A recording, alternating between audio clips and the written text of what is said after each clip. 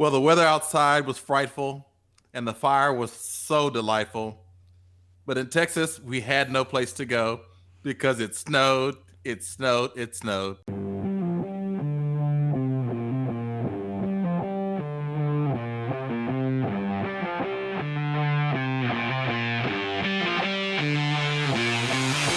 Welcome to the Teach Bigger podcast. I'm Chris Pratt. I'm Chris Mosley. And I'm Tyler Lamont.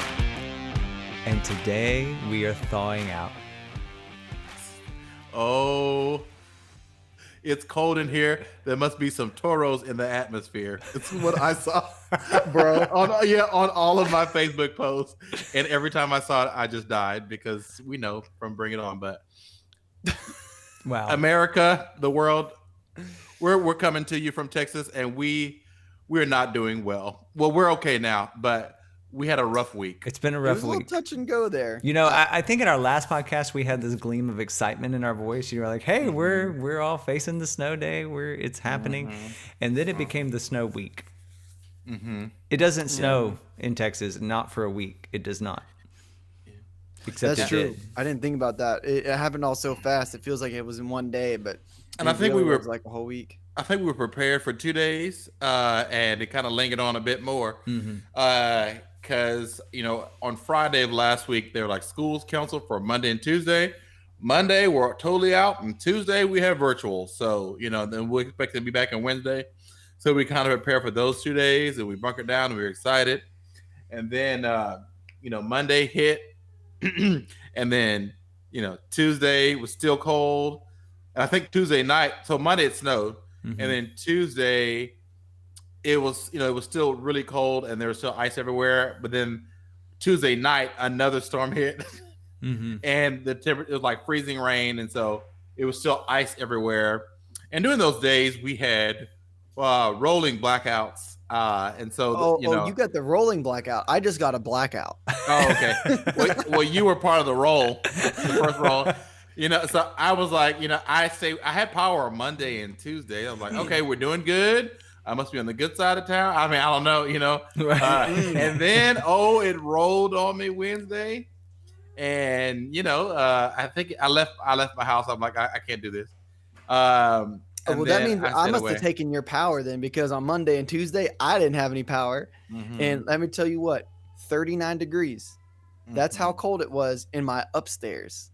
Not my downstairs part of the house, but in the upstairs where heat rises. It's supposed to be a little bit warmer. 39 degrees. In your house. 39 in your house. In my house. And let me tell you what, I don't complain about a lot of things. And if I do, I try to find a solution. But I'll tell you what, I will moan and complain and all types of stuff about the cold. And I know that there's really nothing I can do about it, but I'll still complain about it one way or another, because if it is lower than 70, get a jacket. That's right. Go ahead. No, go ahead. No, I was saying, like, one of my friends came over here because they lost power. So I became the shelter. And then as I was becoming the shelter for the homeless people, then I lost power. So I became the person who needed shelter. Because it went off like at midnight. And how did I know? Because I had a fan on. I sleep with a fan 24/7. I mean, 365 days a year. And my fan went off. And all I said, oh no. I woke up, I said, oh no. And it stayed off. And then I had to go find shelter from the person who was seeking shelter. It was just, Now look, if I was a high school student right now, or any type of student, and especially high school or junior high, I'd be sitting there thinking, there's a good possibility I'm never going to go back to school this year, because this time last year we went to spring break and it was spring break forever. Like that movie, The Spring Breakers, that did terrible. Spring break forever. Like it never stopped. And so we lost this whole week, or this last week. Some school districts they've already called it for next week because, a lot of people still without power or water or whatever. And and then we have like 2 weeks after that before spring break, a little bit, which is right around the time last year where we didn't go back. So if I was a student, I'd be sitting there thinking like, there's a chance that I'm not going back to school. like, Yeah. or I have to do this, or maybe I have to go back to doing online stuff, which I think doing virtual is, I don't want to say it's not possible, but it's not possible for a lot of people at the moment, because how are they going to get online if they don't even have power? Yeah. true. And you know, I'm kind of curious because I haven't heard too much other news. I mean, I know that Texas has basically made the national news here on what's going on down here. But you know, I think that for a lot of the people in other states, they are sort of used to this, and so maybe they had to shut down a day or two or whatever. But it hasn't been. I think it hasn't seemed like it's been as big of a deal for them. So I'm kind of curious. But I think that brings up the question that we need to ask today is, what kind of effect do things like this have on our teaching environment and on our students? And how do we get kids back into the learning whenever they've been disrupted? I mean, and one thing that we can say for sure is COVID has disrupted everything. And I think as educators, we are still trying to figure out how to get kids back into that learning environment. Mm-hmm. But even with something small like this, I think a lot of teachers are asking, great, now how do I get my kids back going again? I can't take 2 weeks back. I mean, we have standardized testing coming up or whatever the case may be, and we can't, you know, losing a day in education is like losing a week. So losing a Yes. week is like losing a month, you know? Right. And so I think a lot of listeners today are probably saying, what do I do to get my kids back and propel them forward? Mm-hmm.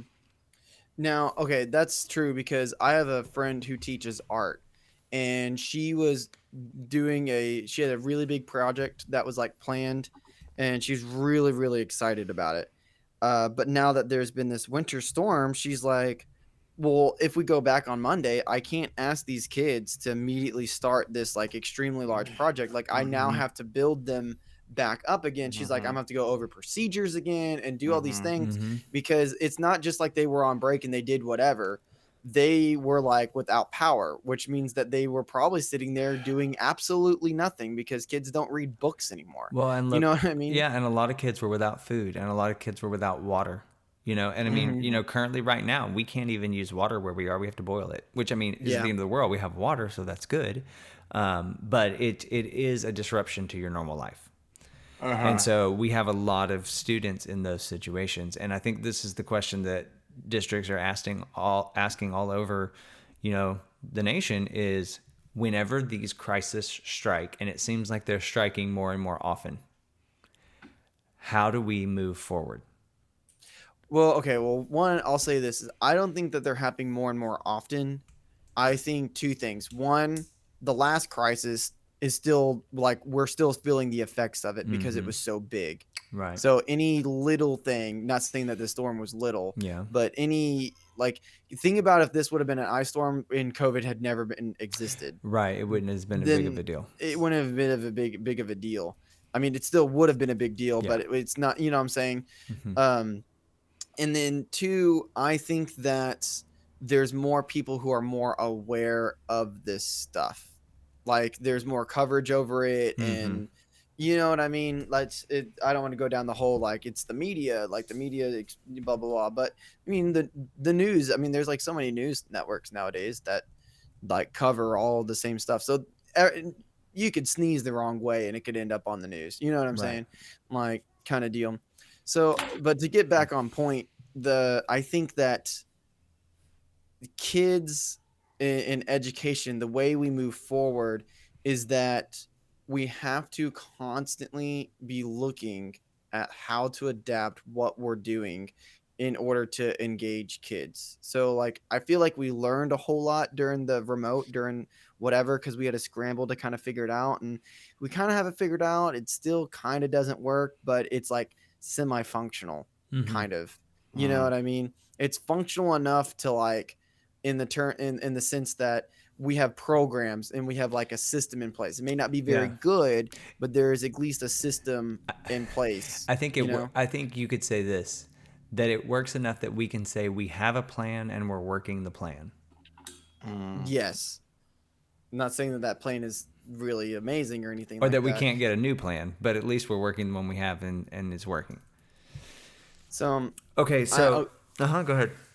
Well, I was gonna say I like to think of it like this: is like if you've ever started a new business on your own, Mm-hmm. or if you've ever started like a really huge project, there comes a point when you get to about like I'd say halfway or a little bit over halfway, just far enough so that way it feels, I don't want to say monotonous, but it feels like semi-normal. And like you know that if you keep chugging along, like you'll get to the end, Yeah. but you still feel like the end is so far away. Yeah.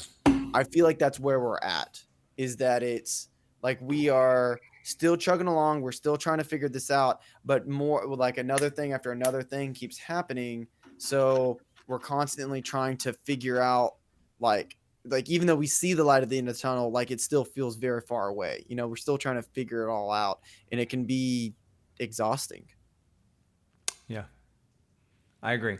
So I think here's kind of where we are today is we have to learn from these events. We have to learn from these situations, these obstacles that get in our path. And I think what is the practical advice that we can give the teacher in the classroom, right? What is the practical advice that we can give them to bounce back and move forward? And some things that come to my mind, I think, are going to be a lesson learned, that there are things you have to do in front of it to make sure that you can bounce back. But let's go ahead and just off the top of your head here, you know, we have varying years of experience on this podcast, everywhere from 20 years to like 5 years or whatever. So based on your life experience and what's successful in your classroom, how are you going to bounce back? What are you finding that you need to have in place, and what are you going to do starting the first day back? I'm not going back. I quit. I said, you better turn that heater back on. Right. And so I'm not now coming back in we're here. going to shift the focus of the podcast to how do you know you need a new job? How do you not go back? Right. I was thinking about that because I'm like, well, they're going to be a deer in headlights. Mm-hmm. So it's two ways. So I'm like, one way I can approach it is like, hey, we had this happen, and like maybe take a little pause or whatever, or get back in and say, hey, look, we lost a week. Now we're behind. We got to catch up. Yeah. Because we're preparing for contests and things like that. And I always tell them, I always put the sense of urgency in them in the beginning. It's like, what if we lose a week? I said, it's 2021. And this is 2020 part 2. So, who knows? I said, a hurricane could be coming here next week. Never happened before, but, so maybe that to kind of kick it back up in gear. Also being sensitive to kind of like things are going on, but I think the kids that come face to face, that'll be the approach of them. I don't even know the virtual thing. I'm still trying to figure out how to make that work, Well, let's talk about that face-to-face approach, because I think what you're saying, and I'm going to sort of rephrase it and tell me if this fits. I think you have to be real with the kids and explain to them the situation and help them understand that this is an evolving decision and it's a human decision, right? So in other words, you can't act like nothing happened, because that's silly, right? But then you also can't blame everything. You can't say, oh great, now we're behind and all this other stuff, because then that makes it feel hopeless, right? So I think you have to acknowledge the issue. And I think one of the things that sometimes administrators are bad about, not all, but sometimes they are, is they don't want to acknowledge the issues. They want to act like it's not happening and just business as usual. And I think that's a bad idea. And I've worked in different school districts. I've worked in one school district that's very good on the human approach, and they're very much communicative. They explain, like, we know this has happened.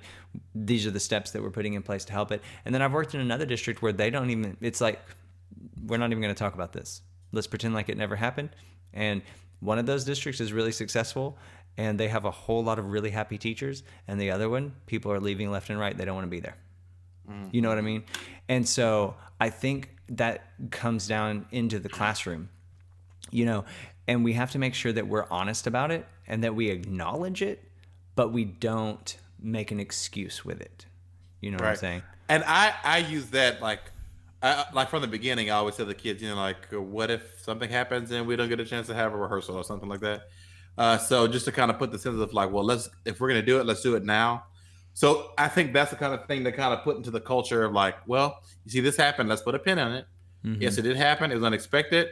I'm glad everybody's okay. It was a break, well needed, but just to kind of get the sense of urgency back into them. Like, hey, but we still have to, to get, turn it back to normalcy for them, because that's why a lot of face-to-face kids, they appreciate that experience because it's a sense of normalcy for them anyway. Yeah.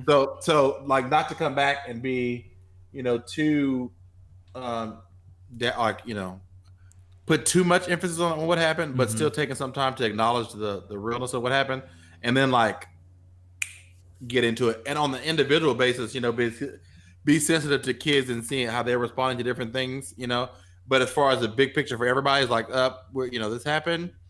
Glad y'all are back, and like, let's roll. Right. So we can, so because if you stay like that too long, then the kid, like, they were going to respond off of you. And if you're, if you're sticking in like what happened, then all the energy goes to that. You got to move on. Yeah, I think that and this is what I've done with the whole COVID thing, is I acknowledge it, but I don't dwell on it. Yeah. I make it seem like it didn't faze me. Like, yeah, this happened. It really sucked. And yeah, we're a little bit behind, but that's okay, because we're going to go do XYZ now. And so don't think of it that you're behind. Think of it that you're doing something different. That's good. Acknowledge, don't dwell. Exactly. So, and that's my plan for going back on Monday is to be as normal as if, I don't want to say as if nothing happened, but to not throw my students any curveballs. Like, we're going to have our normal warm up. We're going to have our normal little assignment. Like, we're going to have like our normal whatever. So that way they at least know when they go to my classroom that, one, we didn't skip a beat. We're totally fine. Like, it's not like the world ended. Two, they don't have to worry about something new coming onto them. They already know everything that I'm doing. And then three, the last thing is that I'm hoping that it's going to restore normalcy into my classroom. So that way all the procedures, all the things or whatever will just come back, because I didn't change anything. I'm doing the same exact thing I was doing before the storm, before we had this week off, and before all these things, whatever. And if a student asks me like, well, what about this project? I thought we were going to start it today, or like whatever. Cause I still have Canvas assignments that are scheduled to open up tomorrow that I got to fix and whatever. But if they ask about it, then I'll just be like, well, we had that storm. So we had to kind of shuffle some things around. Don't think that we're behind. Just think that we're doing something new now, and I had to restructure it. So we're now doing this. And I think that's important, so that way the kids don't think that they're behind. It's that they're still getting the same thing, just in a different way. You know what I mean? And I know that I personally really like that, because when my boss or principals or whatever, when they do that to me, it makes me feel like they have control of the situation, and two, they're not just doing the same thing and just pushing it back a week.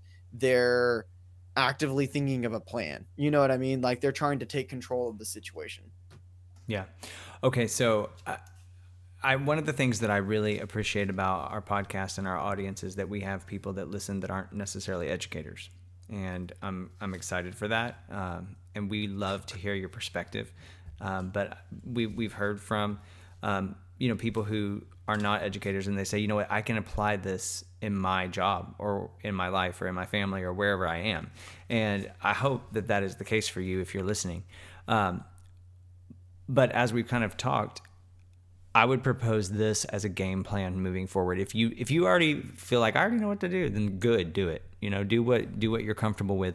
But if you're kind of going, I don't even know how to go back the next day. Like, I don't know what to say.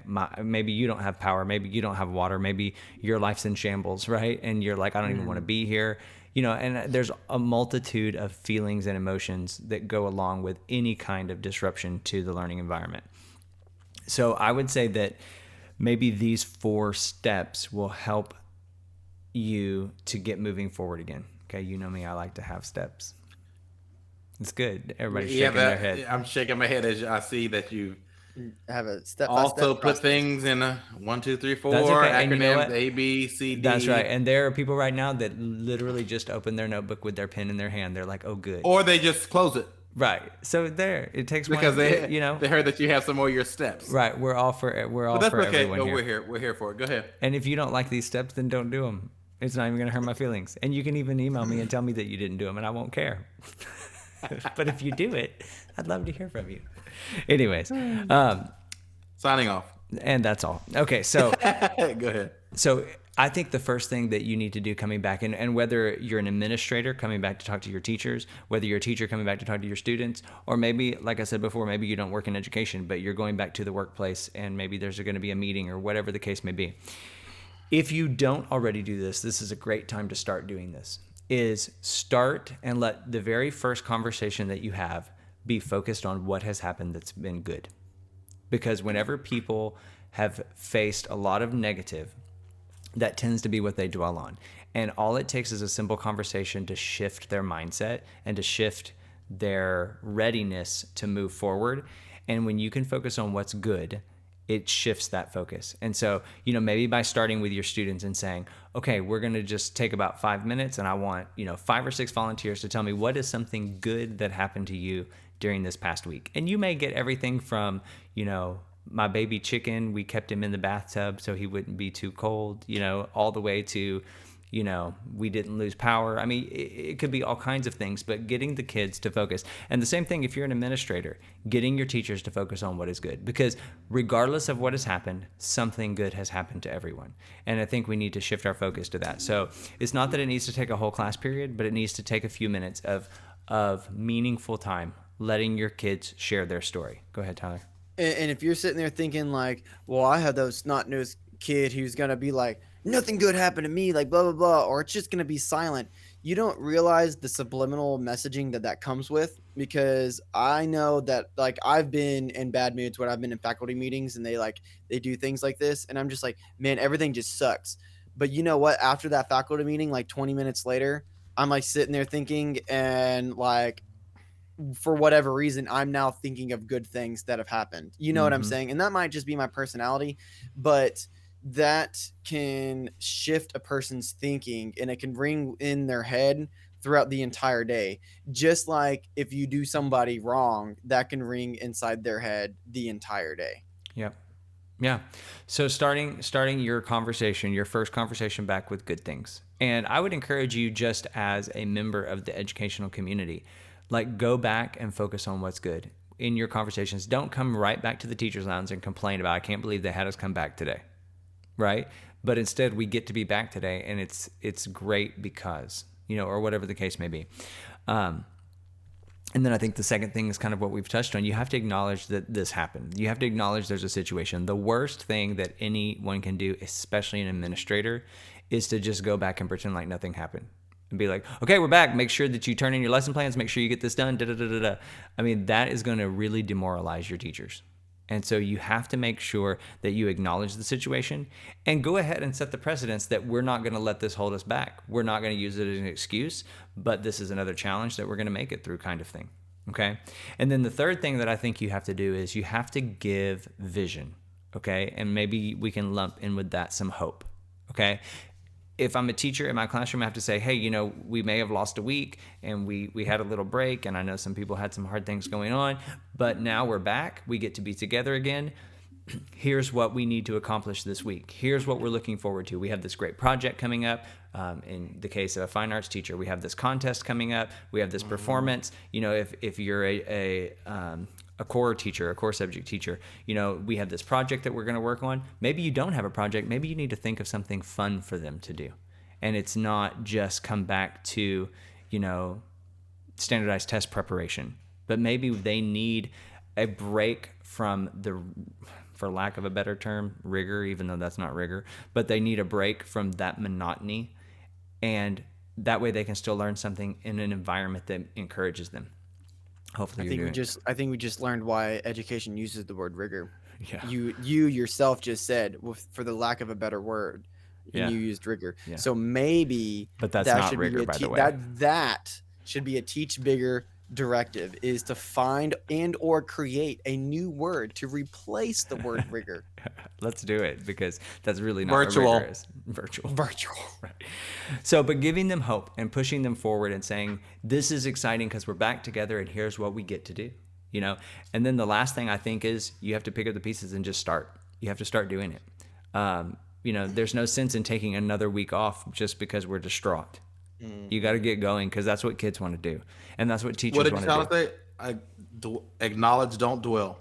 Yes. Yeah, acknowledge, don't Acknowledge, dwell. don't dwell. Yeah. That's good. So Yeah. I think those are some things that you can do in the aftermath of any situation, whatever that case may be. And I think that allows you to still be sensitive to what has gone on, but it also gives you an open door to move forward.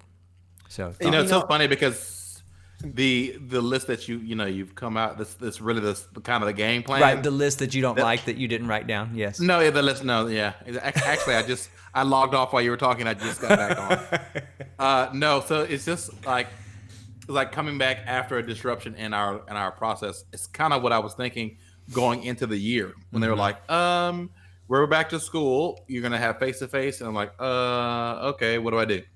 And it's like I know one of the biggest things was acknowledging what happened, and then my biggest thing was like, how do I create hope, Yeah. and vision.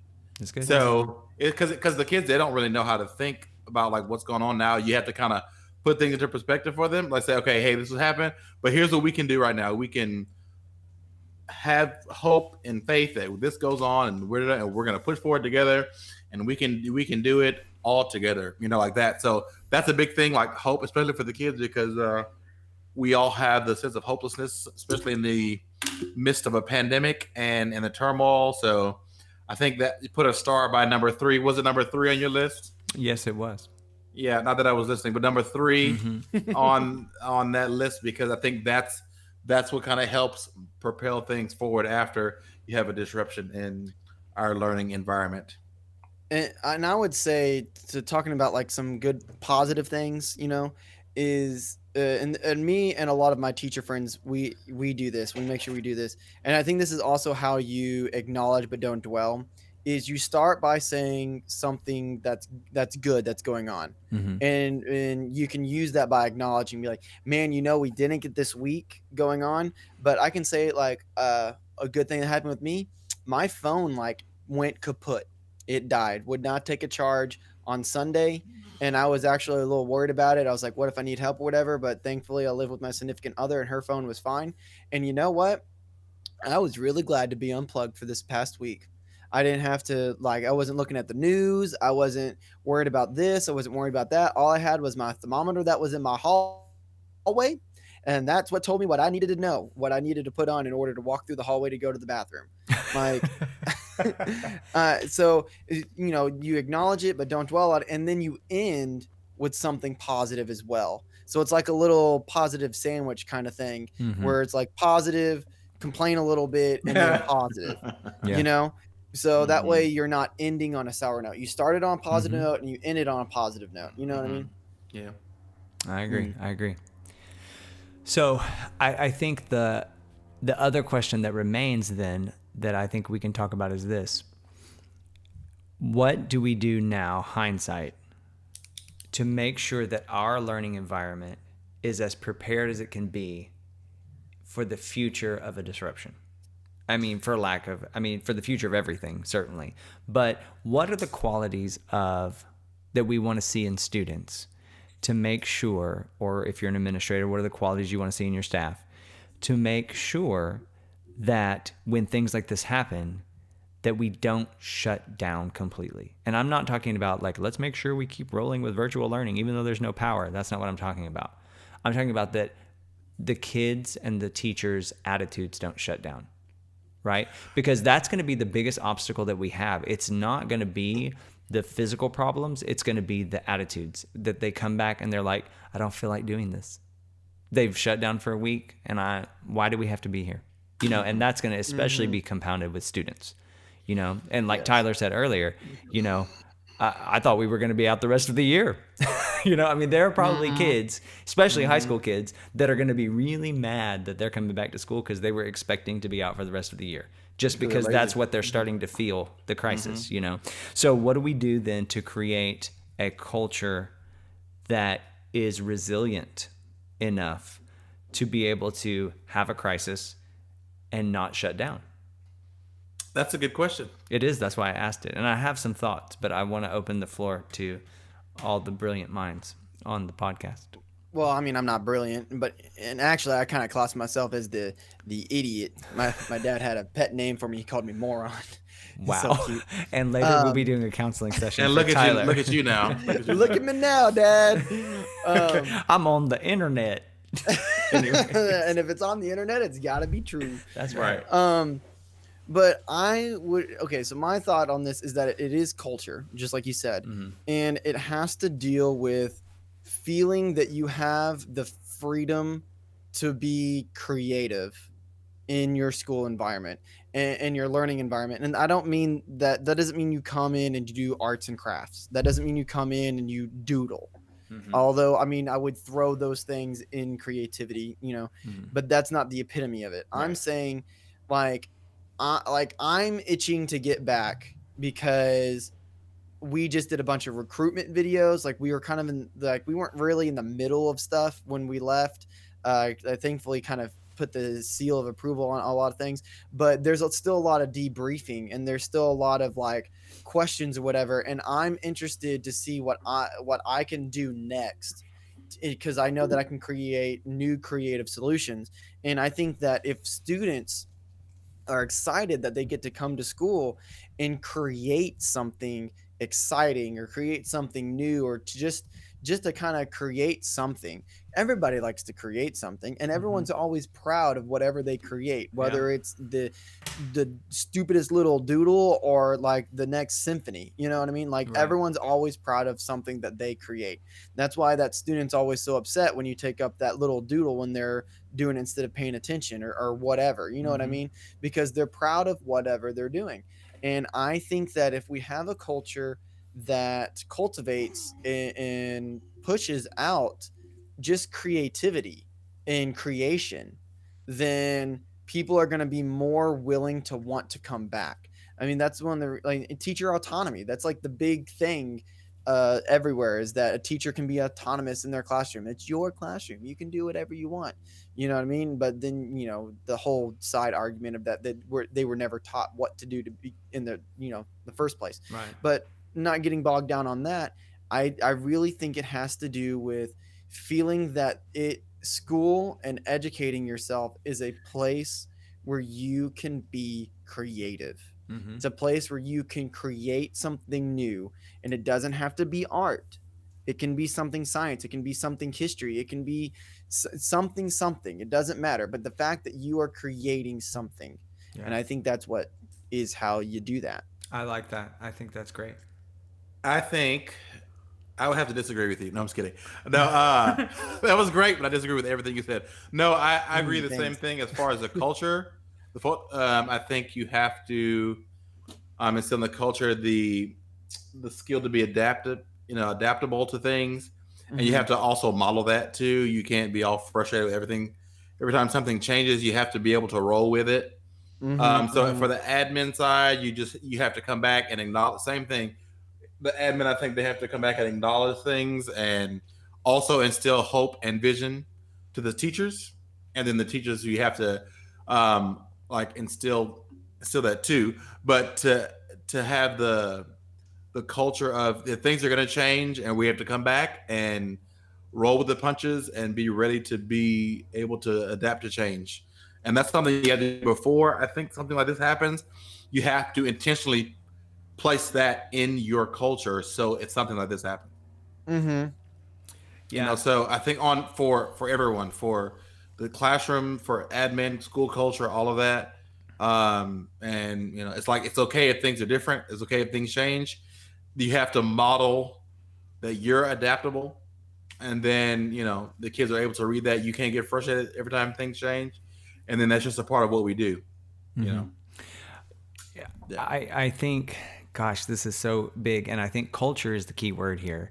Is that what you can do in preparation is you have to define what you want your learning environment to be, what you want that culture to be. And ideally, when you can get an entire campus or an entire district adopting the same culture. And so for those administrators out there, I would encourage you, and a lot of people do this, but if culture is not your number one motivator as an administrator, as a superintendent, whatever the case may be, if you're not spending the majority of your time on building the culture that you want, I think you have to reevaluate that, because putting down standards or requirements or, you know, quotas or whatever the case may be, and putting down things like numerical goals, that's not going to get you where you want. Okay, like our goal is to get 95% blah. Okay, well, that's fine. How are you going to do that? Because you're not going to do that by saying our goal is 95%. Because that only motivates about 1% of the people. So your number one goal as an administrator and then as a teacher in the classroom, and if you're not in the education realm, but if you run a business or whatever, it has to be the culture of your people. Because whenever people share the same values, they work toward the same goals. And people work twice as hard without killing themselves. yeah, absolutely. People will give way more to what they believe in than what they have to do. You know? Look, and I get it, because it's so easy to see growth when you put a number on something. I took this test and I made a 50. And then next year I took the same test just on the next level and I made a 90. You know, like there's clear growth there. And numbers, and I'm sure that a lot of people who are sitting there thinking like numbers are hard, like they put letters in there and math is difficult. But when you put numbers to things, it becomes easier to see and it becomes more tangible. It becomes easier to read. It becomes easier to explain it to somebody. Like, I mean, if I'm, I think that's why people don't focus on culture, because you can't measure it. How do you measure the fact that all these teachers, if I have a whole campus or I have a whole district, I have 1,000 teachers working for me, how do I measure that all 1,000 teachers are in it to win it and are buying into the culture? Yeah. You can. It's subjective.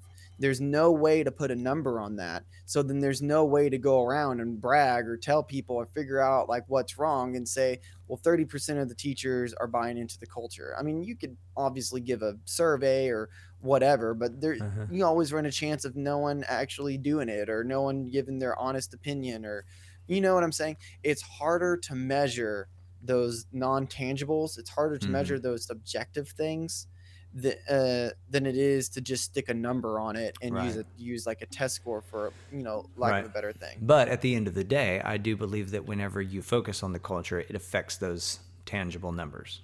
It will start to affect it. Yeah, for sure. Yeah, it's one of those things where like if you're only ever shooting for the first step of the stairs, you're never going to get to the top of the stairwell. But if you're aiming for the room that is down the hallway from the stairwell, then you're probably going to climb the stairs and it's not even going to be a question. Right. So that kind of brings me back to probably what I would say is one of my biggest, I don't know, for lack of a better term, like soapboxes or pet peeves or whatever, is we have to make sure that we are creating a culture where kids want to learn something. And people, humans, especially children, they are by nature inquisitive. They do actually want to learn. Even high school seniors want to learn. But the thing is, they want to learn what they want to learn. Okay, so let me tell you this. I literally yesterday there was this poor guy that was broke down in the middle of the left turn lane, and like I got out to like give him a push to the gas station or whatever, and it was actually kind of far, and he said he had a gas tank or a gas can in his car, and if we could just give him a ride to the gas station, he could get gas, whatever. So he gets in the car and like we're going to the gas station, and he starts talking to us, and he's like, well, what do you guys do? And me and my significant other were like, well, you know, we're teachers. And he's like, really? Is there any way? And this guy's 22 years old. He's like, is there any way that you guys could tutor me? I am terrible in math. I felt like they just handed me a high school diploma. I am not prepared to. He's like, I feel like any job I get, I immediately get fired or I get let go because I don't have the skills. He's like, I just skated by and people just gave me grades. Wow. And he's like, I don't know how to live. He's like, is there any, what can you do for me? Wow. Yeah. And he gave me his phone number and I was like, I don't know what, I think he was wanting me to like physically tutor him.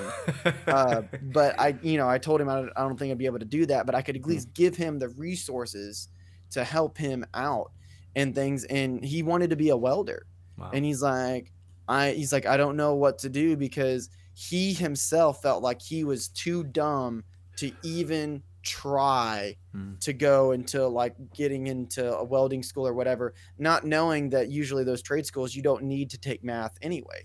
Yeah. So just the whole lack of education and the fact that he felt like he had missed out and that he was done wrong and that he skated by and he didn't realize it until now, to the fact that he wasn't even educated on how these career paths even worked. You know what I'm saying? That of how these things worked or whatever. And I think that it comes down to not just kids wanting to learn, but making the kids realize that they are going to learn. There's tons of times in my classroom, because like I teach an elective, guys. Like I'm media, and although I value my content and I think that I'm doing a good thing for those kids, like it's not a core content. So I realize that a lot of times, like, I'm going to get the short end of the stick. I don't think it's right, but that's just, it is how it is. I've already accepted it. And kids come to me and they say that they don't learn things in their content areas like math or whatever, or they feel like they're not learning. But then when they come to my class, they feel like they learn something. They feel like they learn something every single day. And then they're excited that they're going to come to my class because they know that they're going to learn something. Usually it's media. Sometimes it's not. Sometimes we have like little small math lessons. I don't go crazy. I'm not teaching them like algebra or anything like that. But if they come to me with questions, I'm going to answer them. You know what I'm saying? So they know that my classroom is a classroom of knowledge that is going to be answered. And if I can't figure it out, I'm going to point them in the right direction to figure them out. Kids, people want to learn. They want to learn. But they don't like going somewhere where they're going to sit down and the expectation is that they're going to learn, but they know that they're not. And I think we all can agree that we've had classes where we just sat in there. Maybe we just showed up for the test. We took it. We got the grade. And then on paper, it says that we can do blah, blah, blah. When in reality, we didn't learn a darn thing. And we probably hated going to those classes. Yeah. I agree totally. And so creating that environment where kids want to learn and love to learn. Now, the question is, how do you do that? And I think for everybody, that's a little different. And it has a lot to do with your teaching personality. So, I mean, we can certainly, devote an episode maybe in the future to brainstorming some of these ideas, but it's not like do A, B, C, and then kids want to learn. It doesn't work like that. But I think you as a teacher or you as an administrator, when that is your driving force, it will begin happening organically, and kids will want to start learning because you want to learn and you want them to learn. And I think the other thing that's really important that kind of goes along with that is giving kids independence. And we've kind of said that, but giving them that autonomy to be able to learn what they want to learn and how they want to learn it, and being a support to them in that endeavor instead of we have to do A, B, C and turn in this worksheet. And we have to allow our kids to be a part of the learning environment and be a part of the learning experience. And that's one reason that businesses rise or fall, is because how much their employees are a part of the company. Take it for what it's worth. And I don't know a whole lot about this, but I've read a little bit. And like, take Walmart, for example. Undoubtedly one of the most successful businesses in the history of business. Okay. And I was listening to an interview with Sam Walton not too long ago. And he basically said, when someone interviewed him and asked him like, what's the key to success or whatever, he said, it's not about our company, it's about our people. And we make our people a part of this company, and everything we're doing is for our people. Now, there may be some people that have worked at Walmart and they're like, yeah, right. I don't know. And certainly everybody's experience is not the same. But here's one thing you can say is they are successful, and there has to be a reason why. And whenever you go back to the founder of that, in which he's now passed away and maybe things have changed, but his initial culture was to bring in the employees and make them part of this company. And I think we have to do the same thing in the learning environment. We have to bring in the kids and make them a part of the learning, because a lot of times the kids are not the part of the learning. The kids become the result of the learning, and our focus is on the content and not the kid. And then we judge if our delivery was good based on their results. And it's not about that at all. It's about them, and they need to be a part of it, and they need to be the ones that are discovering the content. A child is not a product that comes out of your classroom. What a child does in your classroom is products of what you teach. Yeah. You can put that on a shirt and sell it. You're welcome. Thank you. We appreciate that. If you want to make that shirt and sell it, let me know. Oh yeah. So Yeah. A lot of words on the shirt. I don't want to get too on this, but just like what Pratt said a second ago with your teaching personality, just remember your teaching personality is your personality. Like you shouldn't be like this person in like real life and then like have like a completely split personality and that's your teaching personality. I mean, granted, Right. you're not gonna be like 100% yourself in the classroom. Like you're not gonna curse or go out partying with the boys or anything like that because you're in the classroom. You are like a respectable figure for those students. But for the most part, whatever your genuine personality is should be your teaching personality. Okay, so real quick, this will be Just food for fun. thought. Here you go. Get this in your head because I already have mine, but I'll give you a second to think. Name a character from a movie that best demonstrates your teaching personality. Done. Mine's Willy Wonka. That's mine. Mine is totally Willy Wonka. Mine was Spider-Man. How? Explain it. How? Mm-hmm. Because you jump on things? No, because I'm always you asked wrap to kids do a up in lot of- webs. Okay, sorry. Right. I'm always asked to do a lot of things, and because of that, no one truly knows what I do because I just make them happen. And then gotcha. because I always have a lot on my plate, I'm always late to absolutely everything. Uh-huh. But I'm always where I need to be, but somehow I'm still late. So like I'll be in the school, but there was a meeting and I was like trying to get the video ready and set or whatever for the meeting or whatever. So then I'm late. Pratt, I think you want to be more like Willy Wonka, but you're not. Then what am I? You're more like the Pluto. let me see. I dog. can't. Hey, don't say Eeyore. Oh, no, like I don't Winnie know. the Pooh. What about Winnie the Pooh? I think you'd like to think you're more like Willy Wonka. No, than you because are. here's the thing.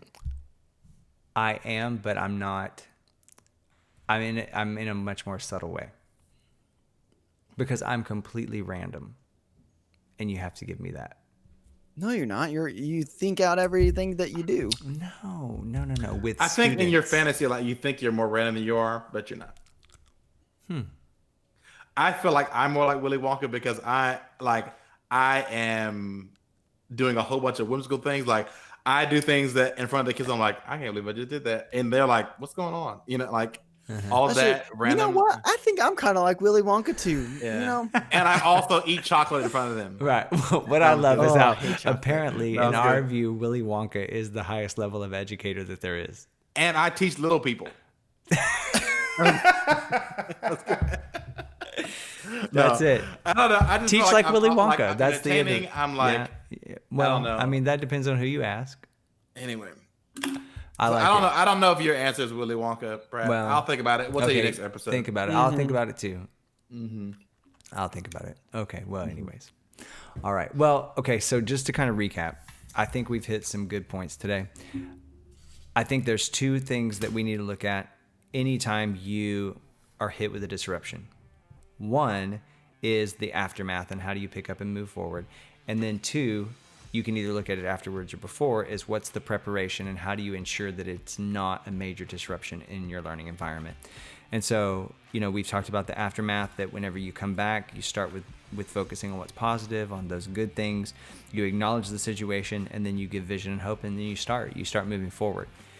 And then I think that it's important that we're always building this culture that kids are the focus, that we're instilling in them and demonstrating to them how to learn and the love of learning, giving them independence, giving them autonomy, motivating them, and allowing them to be creative. And whenever we do those things, kids bounce back quickly because they know they're coming back to a safe place where they can continue to do the things that they love to do. So I think we're ready. We're ready to go back. Do you feel ready now? No. That's just because you want to sit in your pajamas. Anyways, well, thanks for listening today. Hopefully, this kind of helps you pick up and move forward. If you're struggling with that, if you've got it all together, that's amazing. And hang in there and keep Doing going. better than me. Right. So thanks for listening. If you haven't already, we'd encourage you to subscribe to the podcast. That way you get a notification every time that we release a new episode. For this season, we are releasing one episode per week every Monday, and so we encourage you to check that out. We also have several new things going on this season that we're working on, and we'll be giving you some more information about that soon. Also, check us out on social media. That is the number one way to get in touch with us. We're on Twitter at Teach Bigger, and we are also on Instagram at Teach Bigger. So send us a message. Also, if you want to email us, you can check us out at info@teachbigger.com, and our website is teachbigger.com. So we'd love to connect with you, hear how things are going. If you have ideas, if you have something you want us to tackle on the podcast, we are open to your suggestions as well. So we hope you have a great week, and we'll see you back next time.